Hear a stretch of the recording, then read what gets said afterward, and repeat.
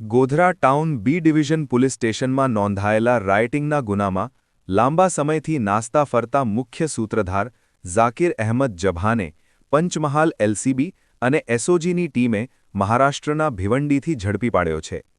Technical એનાલિસિસના આધારે પોલીસને બાતમી મળી હતી કે આરોપી ભિવંડી વિસ્તારમાં છુપાયેલો છે, જેના પગલે પોલીસની વિશેષ ટીમે ત્યાં પહોંચી વેશપલટો કરી વોચ ગોઠવી હતી.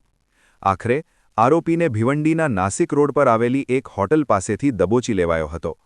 હાલ પકડાયેલા આરોપીને વધુ કાયદેસરની કાર્યવાહી માટે ગોધરા પોલીસને સોંપવાની તજવીજ હાથ ધરવામાં આવી છે.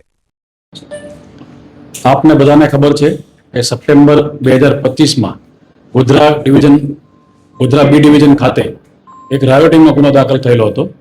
એ ગુના પાછળનું મુખ્ય કારણ હતું કે ગોધરા બી ડિવિઝન વિસ્તારમાં રહેતો ઝાકિર અહેમદ જભા લોકોને ગેરમાર્ગે દોરી એમણે આઈ લવ મોહમ્મદ લખેલું પોસ્ટર લખેલું છે એટલા માટે પોલીસે એને માર્યો. આવી અફવાઓ ફેલાવી અને લોકોને ગેરમાર્ગે દોરાવી અને બી ડિવિઝન ખાતે લોકોના ટોળા એકઠા થયેલા હતા અને એ બાબતે બી ડિવિઝન વિસ્તારમાં ગુનો પણ દાખલ થયેલો છે.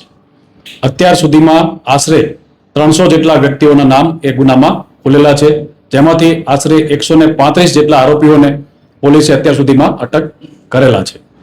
એ ગુનામાં સૌથી મુખ્ય આરોપી હતો ઝાકિર જભા. એ નાસ્તો ફરતો હતો. અમે અત્યારથી એમની પાછળ હ્યુમન સોર્સથી એની બાતમી મેળવવા માટે ટ્રાય કરી રહ્યા હતા.